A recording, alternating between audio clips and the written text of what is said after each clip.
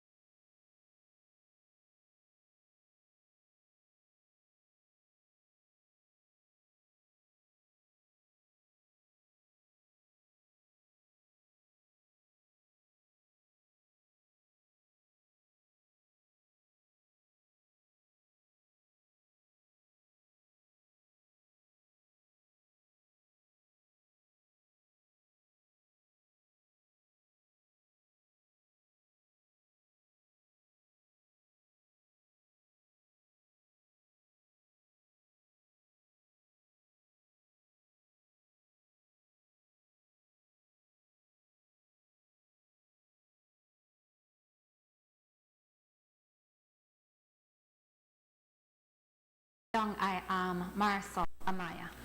Appearing on a morning show today following his trip last week for the inauguration of the first female president for Mexico, Prime Minister Jan Briceño reported that Claudia Sheinbaum has given her assurances that all projects started under former President Andrés Manuel López Obrador with Belize will continue.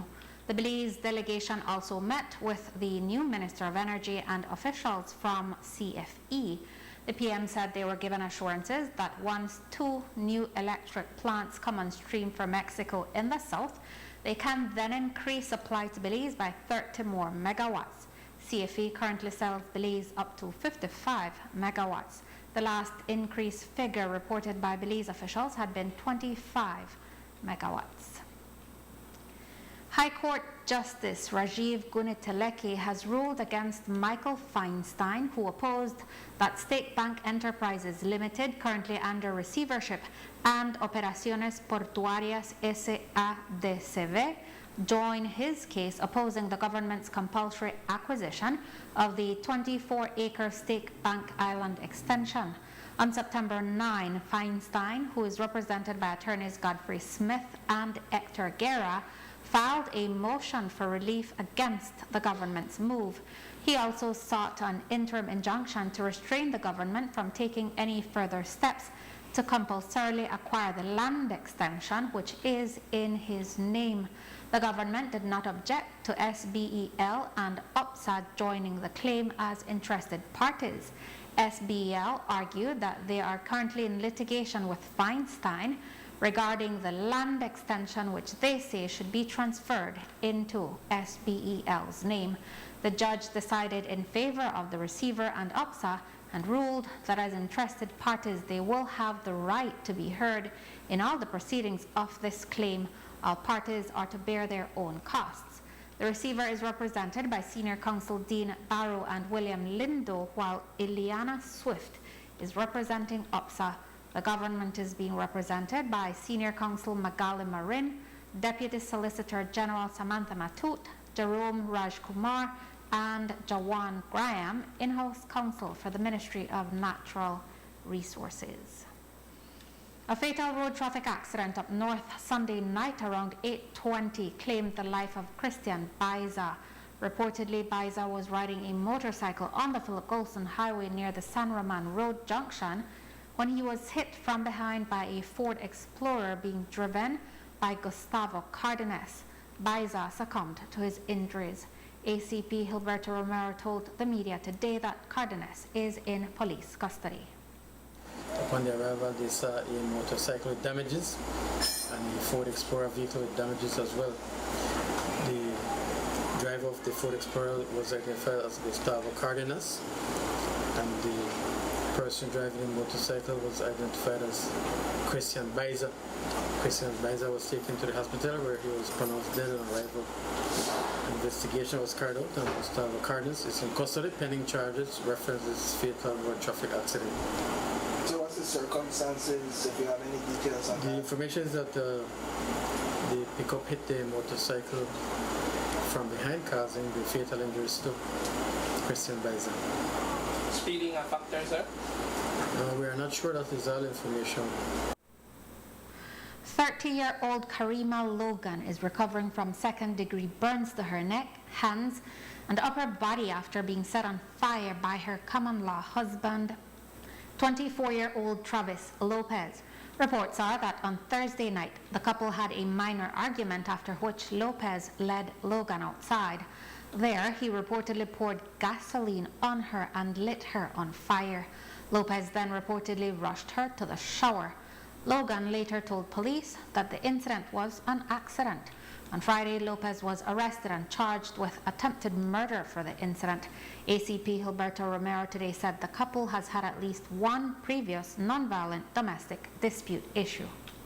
Upon the arrival, they saw Karima Logan with burnt injuries. She was taken to the hospital for treatment. Investigation revealed that she had a domestic dispute with Travis Lopez, who threw gasoline on her and lit her on fire. An investigation was carried out and Travis Lopez has since been arrested and charged for the crime of attempted murder. Is there any truth to the report that she withdrew her statement initially? I will need to check on that. An investigation was done and he has been charged. What about reports that she indicated this entire experience was a mistake? Mr. Lopez's act was a mistake. I will need to look into that, but we had sufficient evidence to arrest and charge for attempt murder. So we know that these things don't just happen in the first, somebody doesn't just set a woman on fire in the first instance. Had she made any complaints about him prior? There's one report and it was dealt with. How long ago can you say? A couple months. Violent also? Just a domestic dispute, nothing with any injuries. After the break, climate change blamed for fungal infection affecting certain Curzon cane fields. Stay with us. Nando's Wholesale is your market leader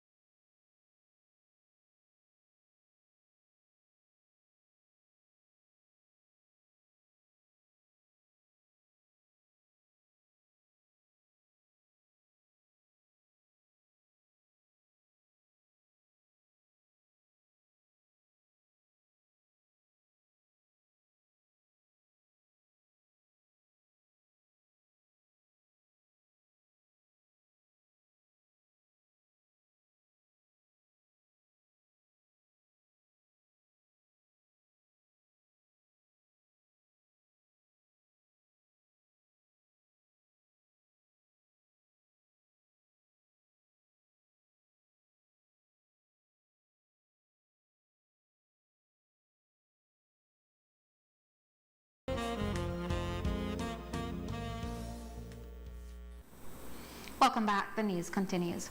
On Friday, we reported on a fungal infection affecting a few Curzal sugarcane fields. The exact strain of the fungus has not yet been identified, but it is believed to be part of the Fusarium family. The fungus, while being detected in Belize for the first time, has affected other countries in the region. On Friday, a workshop was held with farmers where visiting experts shared what information they have on the fungus. Minister of Agriculture, Honorable Amaya, explained that the effects of climate change and the warmer temperatures we have been experiencing are to blame. Well, I think, as you all know, this is a new disease of sugarcane caused by a fungus Fusarium. We do not yet know the exact species. We know the genus, which is Fusarium, but there are so many Fusariums, and they exist naturally in the soil in areas like Belize, tropical conditions. What happened is the high temperatures that we experience with climate change apparently triggered off the Fusarium to start to be a pathogenic agent now. So it is a disease-causing organism. So Fusarium lived naturally in the soil, but it was not causing any disease. But the experts believe that with the climate change, the high temperatures in the soil, the high humidity conditions, they had the perfect condition created for this to become a pathogenic agent and now causing a disease in sugarcane. In Belize, it's the first time that this disease is being reported. So the farmers are taking it very seriously. If you look at the amount of people here today at this training, you will see that people are interested in the disease, are very concerned about the disease, and so is the Ministry of Agriculture. So it just shows us that climate change is very important to us. It is causing serious problems to us, and so we must address it the best way possible. So CERDE today invited this expert from Mexico, Ingeniero Larry Balam, and he is now presenting to the farmers what exactly the disease is, what it causes, and how we can possibly control it.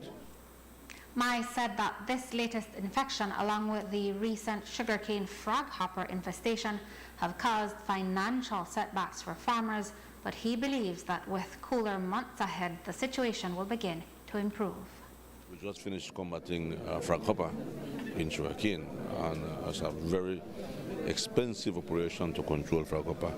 We're moving right now into October, November, where temperatures start to go down, and so we expect the froghopper infestation to go down, and also Fusarium. But we have to be aware of the disease and how to address it. What is government's role in, in terms of being able to work together with the farmers, with the entire industry, in terms of, like you mentioned, this serious? Well, government's role through CERDE is just exactly what we are doing, right? Technical assistance to the farmer. How do we control this? And we have also BAHA, which is the other arm of government that deals with pests and diseases. And so BAHA, along with CERDE, are to work on this to see what is the best measures to put in place to mitigate the effects of the disease. Last week, we reported on BSI shipping sugar to the Caracom market in pre-packaged bags. The feedback, according to BSI management, has been very positive. BSI also wants to introduce that new packaging to the local market, but would require government approval since it would mean a price increase. On Friday, Minister of Agriculture, Amaya, said Cabinet has decided to defer decision on a price increase for pre-packaged sugar. Pre-packaged sugar was a part of the proposal proposed to us by BSI some months ago, before the crop ended. They had requested an increase in price for packaged sugar. I took that to Cabinet. We used their proposal, we developed our proposal, and we went to Cabinet and said, this is what BSI is proposing, but we are recommending this. Cabinet decided it was the best until the Commission of Inquiry is over for us to address that increase in price, because packaged sugar does not come only as packaged sugar, it comes at a cost. So they were requesting to increase the price for packaged sugar. I have not since received a proposal since then on that one, or at least I haven't seen one on my desk. But we're prepared to look at it and to see what is the cost that it would incur to bag sugar. We've asked them, though, in the last proposal, to give us the figures of bagging sugar. What do they cost? They haven't given it to us yet, but we're still asking them, give us what is their cost, added cost for bagging sugar. And we will analyze it, and I can take it to Cabinet again. If Cabinet approves, then we move ahead. But that's a decision for Cabinet to make. Mai did say he agrees that the new packaging would help reduce the smuggling of sugar across our borders. For us to reduce the illegal outflow of sugar, that we will need to add value to it. We cannot continue selling sugar in a plastic bag tied with a knot, putting it on a shelf. Maybe it doesn't even weigh what it's supposed to weigh. And that we were prepared to support the idea of bagging sugar in a very decent looking labeled bag. The problem is the cost, right? But I think we have reached that point that we need to bag the sugar in a decent looking, attractive package. But that would cost the consumer more. And the Cabinet decided it was best then, because of the ongoing commission of inquiry, that we wait for the results of the inquiry and the recommendations by the commissioners, and then we would move on.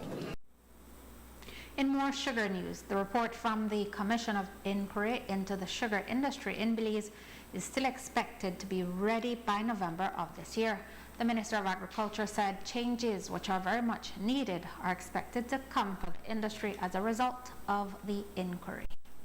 Yes, we're also looking at probably one more visit from the commissioners, which we are proposing to Cabinet, and I think that will be the end of it. But from what I understand, and listening to the inquiry, there's very good information coming out. There's some information that is not coming out, but we know what the information is, so we expect that there will be changes to the industry. The industry needs reform. It needs reform. It needs reform in the field. It needs reform in the mill. It needs reform to the organizations, associations. The industry needs reform. We cannot continue what we are doing for 40 years. We are doing everything exactly the same, and we expect different outcomes that won't happen. So there needs to be reform. In other news, ongoing in Placencia at the Amaya Resort is the regional workshop for Caribbean Small Island Developing States, SIDS, to better understand an agreement on the conservation and sustainable use of marine biological diversity areas beyond national jurisdiction. That's the BBNJ agreement, which falls under the United Nations Convention on the Law of the Sea, known as UNCLOS. The relevant division of the United Nations is preparing to bring the agreement into force, hence the need for SIDS to be knowledgeable about it. So far, 13 states have ratified the agreement. Foreign Affairs CEO Amaya Mai affirmed that the Caribbean maintains its leadership and active engagement in the process. The agreement signals the strong interest of states to further strengthen the international legal regime in relation to oceans and, importantly, a commitment to protecting our oceans' diversity. Today, as we all know, our oceans are in crisis. Pollution from plastics, overfishing, explosion of sargassum, and climate change are dealing an all-out assault on our oceans. The rate of ocean warming has doubled in the last 20 years. The high seas are becoming more acidic. Estimates indicate that the ocean is polluted by a plastic smog made up of an estimated 171 trillion plastic particles that, if gathered, would weigh around 2.3 million tons, according to a new study. The value of illegal, unreported, and unregulated fishing is estimated to be $36.4 trillion each year. These are complex, formidable, and entrenched challenges that we're facing today. The good news is that the BBNJ provides an important legal framework that can help us to manage the ocean crisis. It can help us to promote more sustainable marine industries, and it will support the 30 by 30 global target commitment, which is to protect at least 30% of lands, freshwaters, and oceans by 2030. And it also provides a basis for the sharing of benefits from oceans' genetic resources. The agreement recognizes the necessity of capacity building and the transfer of marine technology to support countries like ours in oceans management. And so it will be in the interest and benefit of us and of the oceans that we move with speed to ensure the entry into force of the agreement and its implementation thereafter. The European Union, which is funding the workshop, is ready to ratify the agreement before June next year. Aniceto Rodriguez Ruiz, the EU's head of cooperation to EU's delegation to Belize, commended the Caribbean countries for leading the charge on the agreement. You, Caribbean countries, have championed the cause of marine conservation, recognizing that the health of our oceans is deeply tied to the prosperity of coastal communities, sustainable development, and global biodiversity. The Caribbean's unwavering commitment during the negotiations was instrumental in securing this historic deal that is the BBNJ Treaty. And now, there is another task, is to translate this achievement into action on the ground, into reality. I would also like to commend the Caribbean nations that have already ratified the BBNJ Treaty, Belize and Barbados. This early ratification demonstrates their leadership and sets a powerful example for the rest of the world. I'm very happy to emphasize the European Union's commitment to supporting DOALOS in organizing this capacity building workshop. The UK also assisted in funding the workshop. It has signed the agreement, and according to UK High Commissioner to Belize, Nicole Davidson, they are committed to ratifying it. We recently had a general election in the United Kingdom which resulted in the appointment of a new government. A few weeks ago, in his very first major foreign policy speech, the Foreign Secretary David Lammy stated that the UK government will put climate and nature at the heart of our foreign policy, and that the ambition is for the UK to again become a world leader in this very important issue. And the fact that that was his very first major policy speech was on climate and nature, I think underlines just where the UK is coming from on this. Since the election, the UK has lifted its de facto ban on onshore wind in England, pledged to end new oil and gas licences while guaranteeing a fair transition of the North Sea, and has closed the last remaining coal plant, and that's all taken place in the last 100 days. The UK is very supportive of the BBNJ agreement, recognising it as an important step towards coordinated global action to tackle the climate and nature crisis. We also view it as a victory for multilateral diplomacy and the UN Convention on the Law of the Sea. The UK signed the BBNJ agreement when it opened for signature on 20th September 2023. We remain completely committed to the ratification of the BBNJ agreement, and we are working to support other states to ratify through a Commonwealth Secretariat project to support smaller Commonwealth states in ratification. After the break, social media influencer claims she was robbed during a live, and police seeks Lord's Bank accused burglar who was stabbed. Stay tuned. Ladies and gentlemen,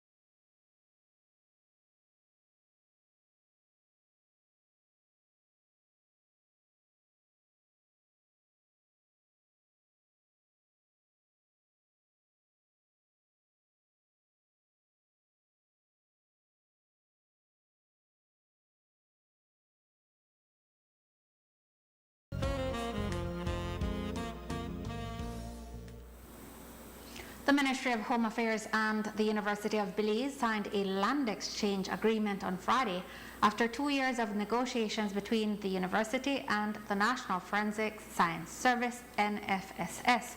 The swap entails the ministry transferring to the university 1.28 acres of land in Ladyville that currently houses the NFSS, while the university will transfer to the ministry 12 acres for the construction of the new NFSS complex. The relocation of the NFSS is to allow for a more central location for its state-of-the-art forensic laboratory and forensic morgue complex. Notably, there is an existing memorandum between the university and the NFSS that focuses on teaching, training, and research. In police news, 33-year-old Flawane Colon, better known by her online persona of Shanique Hernandez, reported she was robbed early this morning while she was on a live on Instagram. Colon said she was on her veranda doing the live when she saw a man unknown to her pass by, and she invited him inside. According to Hernandez, she fell asleep 5 minutes after while still on the live, and she says that's when the man stole her cell phones, a watch, bracelet, and a bottle of alcohol totaling over $6,800. She says she was not injured during the robbery. Today, ACP Gilberto Romero spoke on what police know so far and was also asked if there were any discrepancies with what Colon claimed happened. We're following up on that report. Investigators out there trying to look for video footage and other evidence.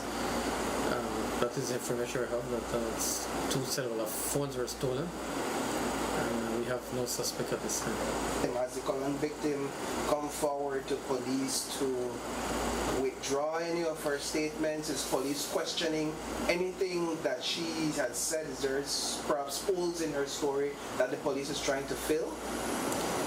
I will need to look further into that report. Again, that is what was initially reported. And so the investigation continues. As soon as more details are available, then we can share it. In other police news, police over the weekend were seeking the public's assistance in locating 24-year-old Philip Guzman for questioning. Reports are that sometime around 5 Saturday morning, the Lord's Bank resident broke into a woman's house in the community. The woman reported she woke up when she heard noises and saw Guzman, whom she stabbed twice in the back before running out of the house to seek help. And up north, a Curzal home was burglarized sometime last week. Renik Chavarria reported to police that he left his home on October 1st and returned on October 5th to find that his home had been burglarized. Chavarria said he had left the keys with a maintenance worker. Stolen were 2 firearms, a .223 rifle and a 9mm pistol, along with ammunition and a digital video recorder for a home security system. Police do not have any suspects at this time. Upon arrival, they saw Karima Logan with burnt injuries. She was taken to the hospital for treatment. Investigation revealed she had a domestic dispute with Travis Lopez, who threw gasoline on her and lit her on fire. An investigation was carried out, and Travis Lopez has since been arrested and charged for the crime of attempted murder. Is there any truth to the report that she withdrew her statement initially? I will need to check on that. An investigation was done and he has been charged. What about reports that she indicated this entire experience was a mistake? Mr. Lopez's act was a mistake. I will need to look into that, but we had sufficient evidence to arrest and charge for attempted murder. So we know that these things don't just happen in the first instance. Somebody doesn't just set a woman on fire in the first instance. Had she made any complaints about him prior? There's one report and it was dealt with. How long ago can you say? A couple months. Violent also? Just a domestic dispute, nothing with any injuries. Okay. Okay, on Friday, the 40th of October 2024, Renick Chavaria reported his house was broken into in Corazalton. He left his house secured, and upon his return, his house was broken into and stolen were 2 firearms, a 9mm pistol and a .223 rifle. We have no suspects at this time for this burglary. What are police's concerns given that these 2 firearms are now out on the streets? It is of concern to us because that is 2 more firearms on the streets. The Belize Police Department has settled on a $17,000 payout to former police officer Cecil Martinez, who claimed he was detained for 7 days over the suspicion of obtaining property by deception. Martinez said, however, that the officers refused to indicate to him the item in question. He sued the department for unlawful detention, but before the trial concluded, the department decided to settle out of court. Commissioner of Police Chester Williams explained that after advice from the Attorney General's ministry and their own review, they accepted they would not have been successful in the case. 3 masked men armed with pistols held up Royal Supplies on San Andres Street in Orange Walk Saturday evening and made off with $10,000 in cash in a navy blue bag and $150 from the cash register. The culprits arrived just after 5 p.m. in a black Chevy Equinox with U.S. license plates. They held up the cashier and a salesman demanding money. The robbers also took 3 cell phones. Police are investigating. Down south, Punta Gorda police are investigating a robbery that occurred at around 7 Sunday morning at Mayday store on George Price Street.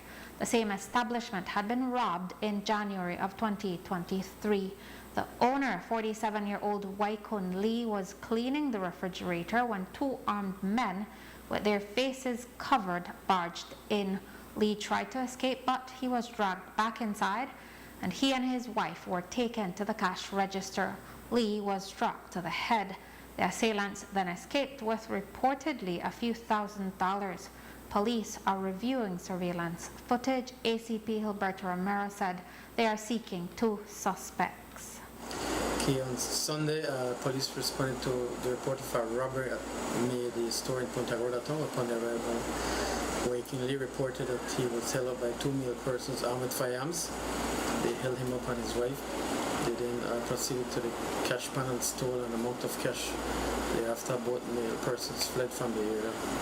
We are seeking 2 suspects in regards to this robbery. And on Friday, a mother of 2, 32-year-old Vanessa Good, was charged for stabbing her former mother-in-law, 57-year-old Charlene Kane Alvarez. Reports are that Good went to the home of Alvarez to collect money for child support. Good claims that Alvarez approached her with a shiny object and attempted to attack her. However, Good said she acted first in self-defense. Alvarez was hospitalized in a stable condition. Good was charged with use of deadly means of harm, grievous harm, and burglary with intent to cause grievous bodily harm. Good was offered bail of $3,000 on the condition that she undergoes a psychiatric evaluation and she must stay away from Alvarez and her family members. Good also lost custody of her children, who are now in the care of Human Services. And with that, we've come to the end of our newscast. A repeat can be viewed on this station later tonight at 9 and again tomorrow at midday. Join us again tomorrow for another news broadcast. I am Marisol Amaya. Have a safe and enjoyable evening.